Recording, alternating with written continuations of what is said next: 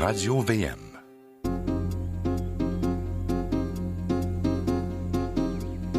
Question d'actualité.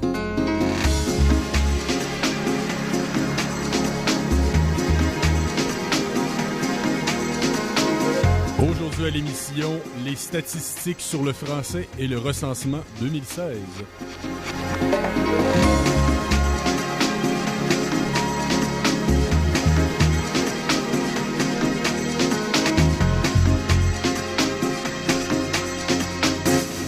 Bonjour et bienvenue et merci d'être à l'écoute de cette émission. C'est toujours Simon-Pierre Savard-Tremblay en remplacement de Jean-Philippe Trottier jusqu'à ce vendredi. C'est donc notre avant-dernière émission ensemble, chers auditeurs. Aujourd'hui, c'était la divulgation des statistiques linguistiques issues du recensement de 2016. On sait qu'à chaque 5 ans, il y a ce fameux recensement qui doit obligatoirement être complété par tous les citoyens canadiens et que les différents résultats sont transmis par tranche, sont rendus publics par tranche. Aujourd'hui, c'était la question de la langue. Au Québec, on sait qu'on a plusieurs considérations et inquiétudes par rapport à l'état de notre langue, le français. Alors, je reçois donc aujourd'hui Éric Bouchard, porte-parole du mouvement Québec français. Monsieur Bouchard, bonjour. Bonjour, bonjour. Merci d'être avec nous. Alors, écoutez, est-ce que... c'est-tu inquiétant ou c'est pas inquiétant ou tout est sous contrôle? Qu'est-ce qui se passe? Bon. Comment on décrypte tout ça? Moi, c'est 8 ans que je travaille sur le dossier linguistique. Et je suis tanné de dire que c'est inquiétant. À chaque année, on dit que c'est inquiétant. Là, on parle plus d'inquiétant. Là, on parle vraiment des plus grands reculs. On va de recul en recul, de recensement en recensement. Mais là, les reculs sont absolument drastiques. Plus que le dernier d'il y a 5 ans? Ah, plus que le dernier il y a 5 ans. Et là, dans le fond, il n'y a pas un résultat qui est encourageant. Donc, ça recule dans l'ensemble du Québec, ça recule dans la RMR de Montréal, donc la région métropolitaine de recensement, là, c'est mettons, pour les gens là, de Saint-Jérôme à Saint-Hyacinthe, et ça recule sur l'île de Montréal, ça recule surtout à Laval, et ça recule à Longueuil. Mais la chose qui est la plus fâcheuse dans tout ça... L'île de Montréal, Longueuil, Laval... Et est-ce qu'on recule au profit de l'anglais ou des langues dites allophones? On recule parce qu'il y a différentes façons de voir ça. Oui, c'est sûr que le poids du français recule par rapport aux autres langues que le français et l'anglais. Et ça a toujours été la façon de noyer le poisson des jovialistes de la langue. Mais quand on regarde les données, quand on regarde le poids du français par rapport à celui de l'anglais, puis les progressions de l'anglais puis les reculs du français, c'est là qu'on voit que ça recule surtout par rapport à l'anglais. Parce qu'inévitablement, les gens qui parlent une autre langue que le français et l'anglais à la maison vont finir un jour ou l'autre, si c'est pas eux, ça va être leurs enfants, à devenir des francophones ou à devenir des anglophones. Point final. Et là, c'est des anglophones. Ben là, ce qu'on s'aperçoit, c'est que oui, il y en a qui deviennent francophones.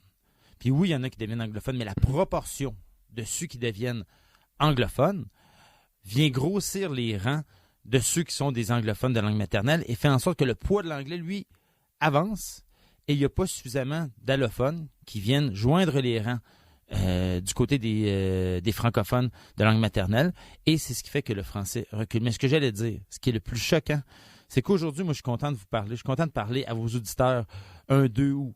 Mais c'est absolument scandaleux que Statistique Canada publie ces données-là en plein milieu des vacances de la construction, alors que toute l'élite politique, l'élite médiatique et beaucoup de citoyens québécois sont souvent partis au Nouveau-Brunswick, dans le Maine ou en vacances en Europe. Donc, loin des feux de la rampe, les résultats sont annoncés aujourd'hui. Donc, la publication de ces statistiques-là, une fois aux 5 ans, ne se fait pas toujours à la même date, au même moment, à la même saison. Exactement. OK. Donc là, c'est choisi sciemment.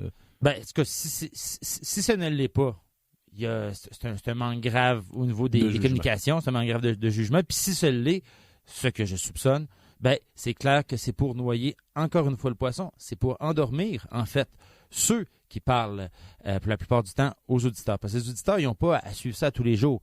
Mais ceux qui sont en ondes, ceux qui sont dans les médias, ceux qui sont des élus, eux, ils ont à tenir compte de ça. Et vous parlez de Montréal, qui est souvent la région à laquelle on pense quand on pense au déclin du français. Montréal, il faut aussi dire quand même que les familles francophones quittent massivement l'île et que ça ne doit pas aider aux statistiques, là. Je suis content que vous fassiez l'avocat du diable. Parce que ça a souvent été ça. C'est ça, c'est votre rôle. Mais c'est parfait. ça a souvent été l'argument évoqué pour ne rien faire au niveau linguistique, pour ne pas amener des mesures structurantes, c'est de dire « Mais voyons donc, Monsieur Bouchard, vous du mouvement Québec français, là, vous qui êtes un alarmiste, il n'y en a pas de recul du français. La seule chose qui arrive, c'est que c'est des francophones qui quittent l'île de Montréal. Mais en fait, ça va très bien en banlieue pour le français. » C'est ce qu'on nous a toujours dit pour faire en sorte que les politiciens n'agissent pas en matière linguistique. Mais on ne peut plus dire ça. C'est terminé, cet argument-là. Laval a reculé au niveau du français et a augmenté son poids démographique au niveau de l'anglais de façon incroyable. Et à Longueuil, on vient de voir, et là... Ça veut dire qu'il y a toujours autant d'individus francophones, mais que davantage d'anglophones s'y installent? Comment le jeu se fait, finalement? Ben, le jeu, c'est que l'augmentation du nombre de personnes de langue française se fait. Il y a plus de francophones. Plus de parlants français. Plus de parlants français. Mais il y a tellement plus de parlants autres, de langues autres que le français et l'anglais, mais aussi de gens qui vont être des allophones et vont passer à l'anglais dans leur vie. Exemple, je suis de langue maternelle, je sais pas moi, je parle le farsi. J'ai appris le farsi en naissant. C'est ma langue maternelle. Mais par mes interactions dans la vie, je suis devenu un adulte et dans ma vie de tous les jours, la langue que je parle à la maison, c'est l'anglais. Donc, la langue d'usage à la maison augmente beaucoup parce qu'il y a des gens qui font un transfert linguistique de leur langue maternelle vers l'anglais. Et en 16 ans, en 15 ans, les 3 derniers recensements, le poids de l'anglais a augmenté dans un instant parce que c'est tout chaud. Oui, ça vient de sortir. D'ailleurs, on vous remercie d'être avec nous. C'est presque une réaction en direct. Là. C'est à peu près en direct. C'est exactement qu'on peut dire. D'ailleurs, je vais faire une conférence de presse à 14h, coin Saint-Urbain et Sherbrooke pour l'ensemble des journalistes. Mais là, vous, c'est... Donc, on vous a en exclusivité. Exactement. On a de la chance. Exactement. Donc, par rapport à 2001, là, le français à Laval, dans la 3e plus grande ville au Québec, a perdu 16 points de pourcentage au niveau des gens de langue maternelle. Et au niveau des gens de langue d'usage, il a perdu 13 points de pourcentage. Et quand on regarde l'anglais, eh bien lui, cette langue-là, le poids de l'anglais est passé de 6,7% à 8,9%. Donc, l'anglais augmente alors que le français, lui, recule. Et quand on regarde... non, plutôt, excusez-moi, je me suis trompé. Depuis 2011, depuis 2001, l'anglais a progressé de près de 8%. 8%, alors que lui, le français reculait de 12%. Vous voyez, c'est presque inversement proportionnel. Le recul du français, on peut presque l'associer à l'augmentation de l'anglais. Puis qu'est-ce qui fait qu'il y a eu ce déclin-là, selon vous? Parce qu'on a des lois linguistiques au Québec? La principale chose, ce qui explique l'anglicisation au Québec, c'est le refus des différentes institutions étatiques d'agir en matière linguistique. Qu'est-ce que ça veut dire, ça? Ça veut dire que... Donc, la loi 101 est en vigueur? Ou il faut voir plus loin que la loi 101. À Toronto, l'État provincial, l'État fédéral et la municipalité de Toronto, tous ces élus-là, par leurs lois, par leur politique publique, par les règlements municipaux, par les programmes où on subventionne dans une langue plutôt que dans une autre, par la langue dans laquelle s'adressent les fonctionnaires aux citoyens, tout se passe en anglais. Et donc, il y a un aménagement linguistique qui est fait à Toronto qui fait en sorte que, francophone comme allophone, le message est clair. Ça se passe en anglais dans l'espace public et les citoyens sont amenés de façon naturelle et sans effort à se parler en anglais sur la rue. Et donc, lorsque tu rencontres des gens de façon ponctuelle et tu t'adresses à eux en anglais dans la rue, quand tu vas rencontrer des amis, parce que l'aménagement linguistique fait en sorte que ça se passe en anglais, tu vas te mettre à converser en anglais, puis tu vas vivre en anglais ta culture, puis à un moment donné, tu vas aimer en anglais, puis à un moment donné, tu vas te marier, tu vas parler en anglais dans ta famille, et ce que tu vas faire, tes enfants, tu vas leur transmettre l'anglais comme langue maternelle à eux, bien que toi, tu puisses être un francophone. C'est comme ça que ça se passe à Toronto. Tout l'État met son poids du côté de l'anglais. Au Québec, c'est pas le cas. Au Québec, on a à peu près juste la loi 101 qui est du côté du français et depuis 1977, elle a été attaquée à de nombreuses reprises. Puis la dernière fois qu'elle a été attaquée, c'est à l'hiver passé, où est-ce que la Cour suprême a refusé d'entendre l'appel des travailleurs des cols blancs de Gatineau qui disaient, eux, qu'ils n'avaient pas à se faire imposer l'anglais sur la langue de travail. Et c'est des francophones, donc les décideurs à la ville de Gatineau, qui ont imposé l'anglais à des francophones. Donc, c'est là qu'on en est rendu aussi. Pourquoi on recule? C'est parce que c'est des francophones qui veulent, eux, se dire « Ouais, je veux la paix linguistique, je veux pas avoir de troubles, donc disons qu'on va essayer toujours de couper la poire en deux. » L'attitude du francophone, l'attitude du décideur sur la place publique et des élites francophones est fort différente de celle des élites anglophones de Toronto ou des élites italophones en Italie ou des élites germanophones en Allemagne. Mais vous, avec le mouvement Québec français, c'est un mouvement politique. Vous nous parlez de l'attitude des décideurs. J'imagine que vous militez surtout pour des mesures concrètes politiques. Vous pouvez pas vraiment militer pour un changement de mentalité. Là. Bon, mais là, je vous ai placé un peu la mentalité dans laquelle on peut être. Maintenant, quand tu as cette mentalité-là, et lorsque le mouvement Québec français va dire, par exemple, il faut appliquer la loi 101 au collégial, eh bien, qu'est-ce qui va arriver? Bien, le directeur d'un cégep, prenons par exemple Bois de Boulogne, il va dire, ben oui, c'est une bonne idée parce que je suis en perte d'effectifs. Il y a tellement d'élèves qui partent du secondaire français et qui ne viennent pas dans mon cégep que si on imposait la langue, de la loi 101 au collégial, ben, tous les élèves qui partent du secondaire français pour aller au collégial anglais viendraient dans son cégep de langue française. Mais actuellement, l'attitude du directeur du cégep Bois de Boulogne, admettons, ben, ça va de dire bilinguisons notre offre de cours pour faire en sorte que francophones et allophones vont quand même vouloir venir dans notre cégep de langue française. L'attitude qu'il y avait dans les années 70 de la part des directeurs d'école, c'est de dire « Hey, on perd des effectifs au profit des institutions de langue anglaise.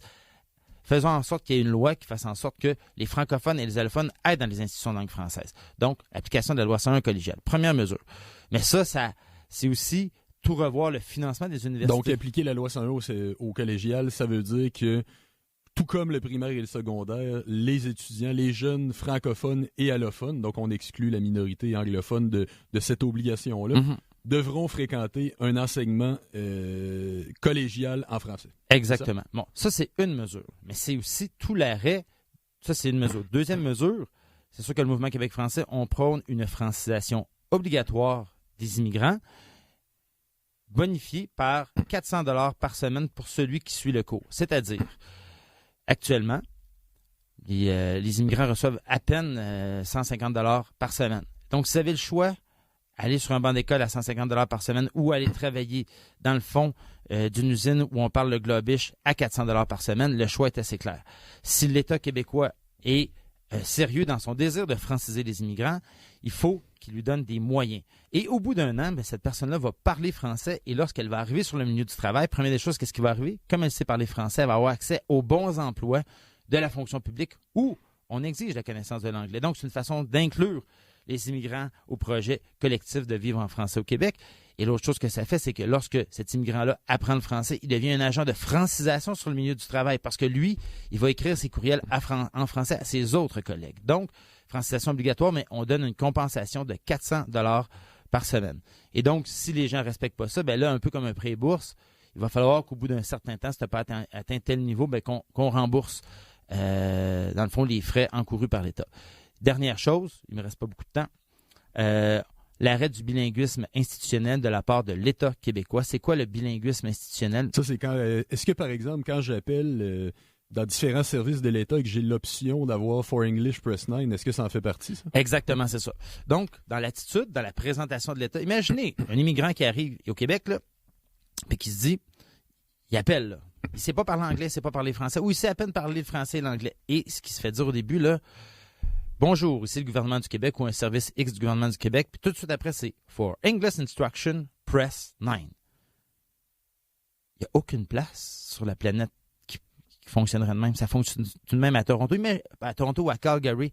Pensez-vous qu'à Calgary, un immigrant va arriver, pourtant c'est un pays bilingue, le Canada, il va arriver, puis que les services de l'État albertain, ils vont dire, pour les instructions en français, appuyez sur le 9. Foreign Instruction Press 9, ça veut dire quoi à l'immigrant qui arrive? Ça veut dire « There is no need to learn French ». Vous n'avez pas besoin d'apprendre le français. Nous, l'État, nous allons vous servir en anglais. Et autre manifestation de ça, c'est de dire, par exemple, mon beau-père, moi, recevait l'ensemble de sa communication en anglais 30 ans après être arrivé au Québec, et ce, même s'il n'était pas un anglophone. Il parlait 72 mots d'anglais, mais l'État québécois communiquait avec lui en anglais. Et donc, je sens qu'il ne manque plus de temps, mais on aurait pu en parler longtemps des mesures. Absolument, on vous réinvitera. Éric Bouchard, porte-parole du Mouvement Québec français, merci d'avoir été avec nous.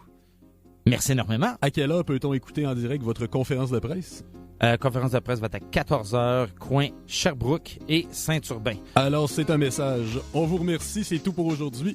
C'était Simon-Pierre Savard-Tremblay à l'animation en remplacement de Jean-Philippe Trottier, Daniel Fortin à la régie. On se retrouve demain. Au revoir.